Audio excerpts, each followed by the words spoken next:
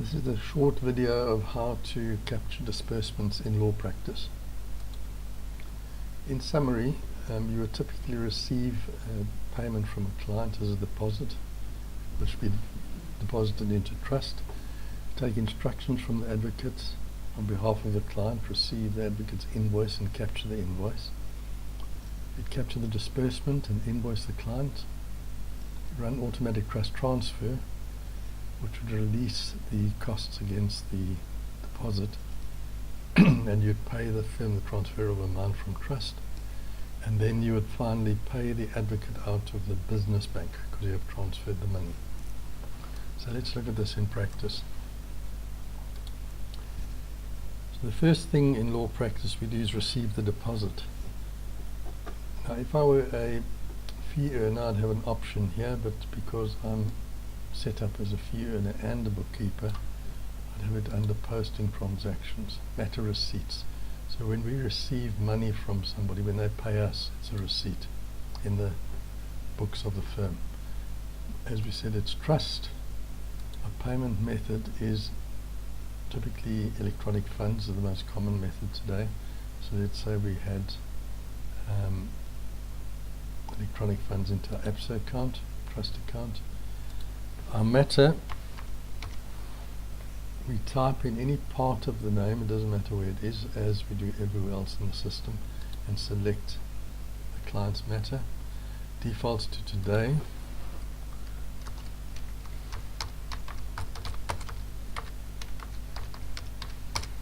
We type in some sort of reference that will appear on the statement as example, and let's say it's 12,000 Rand if we want as a deposit, which would cover fees and disbursements costs, etc. We accept that, and the next thing we do is then take instruction from the advocate on behalf of the client. Now again, we could go down to posting and find the option there. Just a shortcut is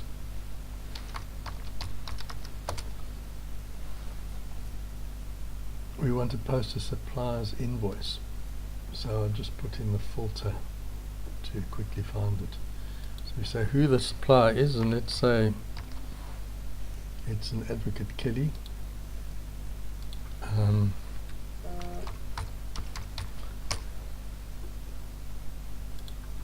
I'll just default to today. This would be the supplier's invoice. Whether the Rand is just the default. Then we add the line item. We can have one or more lines. So this would be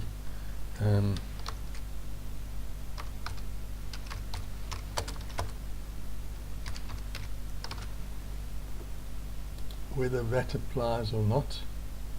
So for instance, if the advocate's not registered, the account that we want, this is the expense account we want to, and once again we can just start typing. We want to go to disbursement costs, and the amount, let's say this is 2,300, and you'll see there's no VAT in this. If there was, it would calculate 15% VAT. We accept the line item. There's no more entries on this disbursement, so we cancel that. Very important, we do need to now accept the invoice. So that invoice has now been posted to the supplier, so we owe the supplier the money. The next thing is we would capture the disbursement against the client's matter. Now what I can do is, if I just to find the matter, I would normally go there and click, but what I can also do is just hit the /, type in any part of the client's name, client or matter, description. I was busy with the supplier's invoice, so I must just tell it I want to leave there, and it loads the matter. Now typically I'd have a disbursement, and here for instance advocate's account. Now I'll leave today's date was 2,300. Now this is a controversial issue, that if we registered for VAT but the advocate isn't, do we charge VAT on the supply? In the news you'll see there's an article on this that gives some expert opinion that says yes. Some people say no. So you can set up an advocate's account no VAT if you are registered and you don't want to charge VAT. But it is two distinct. The advocate's delivering the service to us and we're delivering the service to the client. Might be on behalf of the client, but it's two separate entries. So when we save that, it'll save the disbursement. So if I scroll down, I had some other entries here. There's my advocate's account. So the next thing we would do is to affect the transfer. If I did a trust transfer now, this wouldn't appear, or if I looked at it, because there's no debit against this matter. There's no accounting entry debit. So, but if I do an invoice, so I invoice these entries, will be fees and disbursement. You'll see there's the invoice, and it's 6,224.38. If I click on that, and of course what I can do is see it in a PDF format, see exactly what, if I'd sent the invoice to the client, what it would look like. And there would be the invoice with the disbursement and the VAT taken account. So now if I do trust transfer, you'll see it under posting. I've got reports, so I first want to run the posting. And defaults to today's date, so I want to see it as at today. Now it'll go through every matter in the system and show me wherever there's available money for transfer, and not just this particular one. So if I look at this, you'll see that there's the one that I was busy with. I've got a total of 21,000 in trust. I've done a few deposits. There's my 6,000, my fee. So out of the 21,000 I can transfer 6,000. I could have put a reserve trust here like I've done here, that would then reduce what's available for transfer.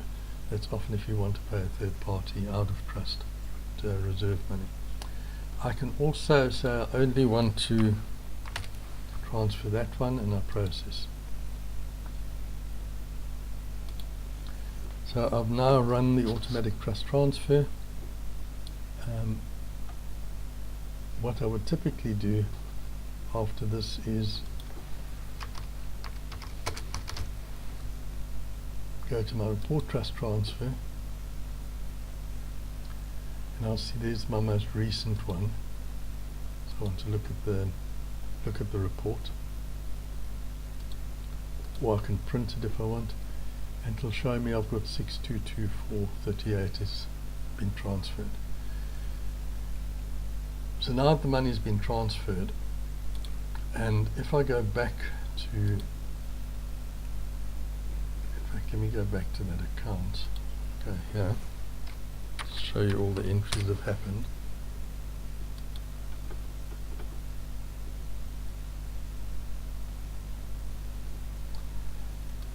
If I scroll down and look under the accounting entries, for instance here, I'll see there's my invoice, but there's my transferred amount.